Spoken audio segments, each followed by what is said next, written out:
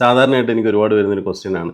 നമ്മൾ വെബ്സൈറ്റിൽ business start ചെയ്യണോ അതോ സോഷ്യൽ മീഡിയ ഉപയോഗിച്ചാൽ പോരെ എന്നുള്ളത്. അതായത് ഇപ്പോൾ ഒരു ഇൻസ്റ്റാഗ്രാം പേജോ അല്ലെങ്കിൽ വാട്സപ്പ് ബിസിനസ്സോ വെച്ചിട്ട് നമുക്ക് ബിസിനസ് ചെയ്യാമെന്നുണ്ടെങ്കിൽ എന്തിന് നമ്മളൊരു വെബ്സൈറ്റിലേക്ക് മൂവ് ചെയ്യണം, അതായത് ഒരു ഇ-കൊമേഴ്സ് സ്റ്റോറിലേക്കോ മറ്റൊക്കെ മൂവ് ചെയ്യണം എന്നുള്ളത് ചോദിക്കുന്ന ഒരുപാട് പേരുണ്ട്.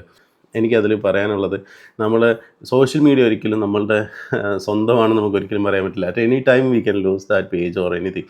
നമ്മൾ ക്രിയേറ്റ് ചെയ്ത് വെച്ചിരിക്കുന്ന ഫോളോവേഴ്സിനെയൊക്കെ നമുക്ക് അറ്റ് എ ടൈം സെക്കൻഡ്സ് കൊണ്ട് ചിലപ്പോൾ മിസ്സാവാം. ചിലപ്പോൾ നമുക്കത് റിക്കവർ ചെയ്തെടുക്കാം, ചിലപ്പോൾ പറ്റിയിരുന്നിട്ടില്ല. അപ്പോൾ ഈ ഒരു സമയത്ത് നമ്മൾ വലിയൊരു എഫേർട്ട് എടുത്ത് ചെയ്തു വരുന്ന കുറേ കാര്യങ്ങളൊക്കെ സോഷ്യൽ മീഡിയയിലാണെങ്കിലും ഒക്കെ ഉണ്ടാക്കിയേക്കുന്ന ആ നെറ്റ്വർക്കിംഗ് ഒക്കെ നമുക്ക് ഒറ്റയടിക്ക് നഷ്ടപ്പെടാം. ഇങ്ങനൊരു സാധ്യത അവിടെ മുമ്പിലുണ്ട്.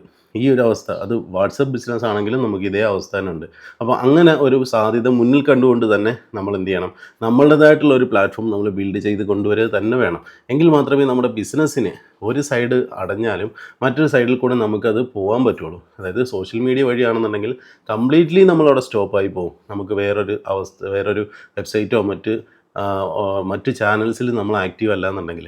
അപ്പോൾ അവിടെയാണ് നമ്മൾ സ്റ്റാർട്ടിങ് മുതൽ തന്നെ വെബ്സൈറ്റ് ബിൽഡ് ചെയ്ത് കൊണ്ടുവരണമെന്ന് പറയാനുള്ള reason.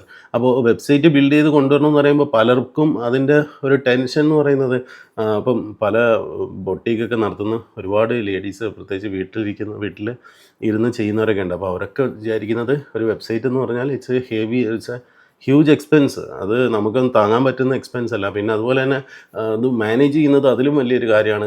We need to know, ടെക്നിക്കലായിട്ട് നമ്മൾ കുറേ കാര്യങ്ങൾ അറിയണം, കുറേ ഇംഗ്ലീഷ് അറിയണം, കുറേ ഇംഗ്ലീഷിൽ ഫ്ലുവൻസി ഒക്കെ വേണം, ടെക് ടേംസ് വേണം. ഇതൊക്കെ നമ്മളെങ്ങനെ മാനേജ് ചെയ്യും? ഈസിയാണ്, സോഷ്യൽ മീഡിയ ഈസിയാണ്, നമുക്ക് ഈസിയായിട്ട് മാനേജ് ചെയ്യാൻ പറ്റും, തുടങ്ങിയിട്ടുള്ള എല്ലാം എളുപ്പമാണ്. അപ്പോൾ പക്ഷേ ഒരു വെബ്സൈറ്റിലേക്ക് വരുമ്പോൾ അത് അത്ര എളുപ്പമല്ല എന്നുള്ളൊരു തോന്നൽ ഇതിനകത്തുണ്ട്.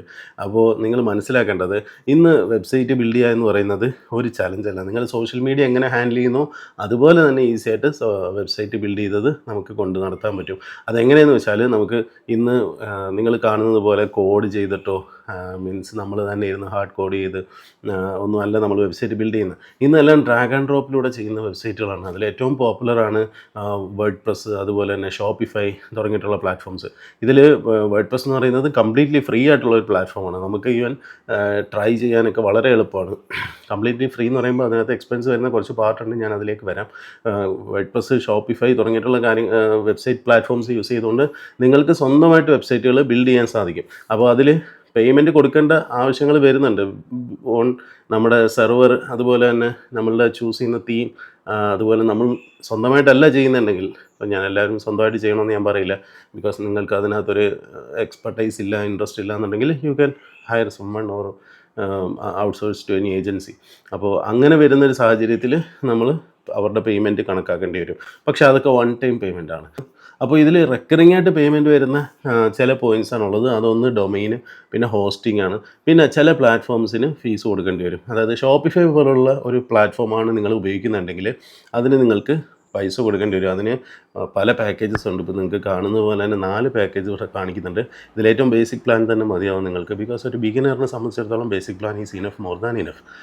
അപ്പോൾ അതിൽ ഒരു 2000 റുപ്പീസാണ് മന്ത്ലി വരുന്നത്. നിങ്ങളുടെ ബിസിനസ്സിനെ വെച്ച് കമ്പയർ ചെയ്ത് നോക്കുക. ഈ 2000 റുപ്പീസ് നിങ്ങൾക്ക് മന്ത്ലി പേ ചെയ്യാൻ പറ്റുമെന്നുണ്ടെങ്കിൽ ഡെഫിനറ്റ്ലി ഷോപ്പിഫൈ വെച്ചിട്ട് തന്നെ പോവാം. ഇനി അതിലും താഴെ ആണ് പോകേണ്ടതെന്നുണ്ടെങ്കിൽ definitely you can opt for വേർഡ് പ്രസ്സിൽ നമുക്ക് ഇതുപോലെ ഇ-കൊമേഴ്സ് സ്റ്റോറുകൾ ബിൽഡ് ചെയ്യാൻ പറ്റും. അപ്പോൾ ഈ കാര്യങ്ങളൊക്കെ മനസ്സിലാക്കി ചെയ്യുന്നിടത്താണ് നമ്മുടെ സക്സസ് വരുന്നത്. ഇതൊക്കെ പാടാണ്, ഇതൊക്കെ ബുദ്ധിമുട്ടാണ് എന്ന് വിചാരിച്ച് പോയി കഴിഞ്ഞാൽ ഇതിലേക്ക് ഒരിക്കലും നമ്മളൊരു വെബ്സൈറ്റിലേക്ക് എത്തില്ല. പലരും നമ്മളെ ചീറ്റ് ചെയ്യാനും സാധ്യതയുണ്ട്.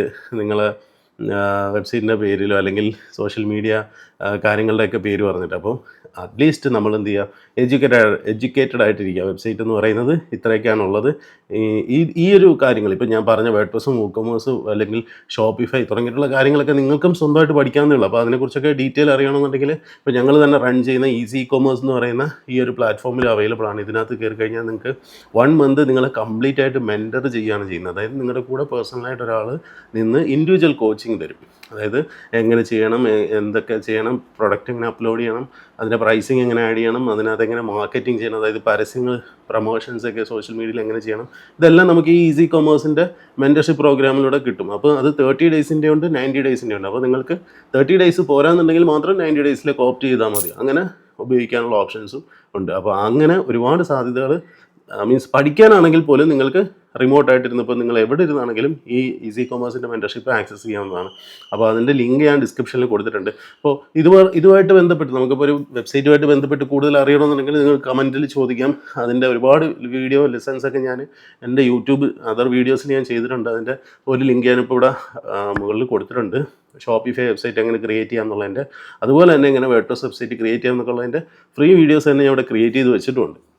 അപ്പോൾ നിങ്ങൾക്ക് ഈ വീഡിയോ ഇഷ്ടപ്പെട്ടെങ്കിൽ നിങ്ങൾ ഇതിൽ ചാനലൊന്ന് സബ്സ്ക്രൈബ് ചെയ്ത് വെക്കുക. പിന്നീട് ഈ ചാനൽ എപ്പോഴെങ്കിലും ഒന്ന് റെഫറൻസിന് എടുത്ത് നോക്കണമെങ്കിൽ സബ്സ്ക്രൈബ് ചെയ്ത് വെക്കുക. അതുപോലെ തന്നെ ഇത് നിങ്ങൾക്ക് ആർക്കെങ്കിലും ഫ്രണ്ട്സിന് ഉപകാരപ്പെടുമെന്നുണ്ട് തോന്നുന്നുണ്ടെങ്കിൽ അവരിലേക്ക് ഷെയർ ചെയ്ത് കൊടുക്കുക. So thank you.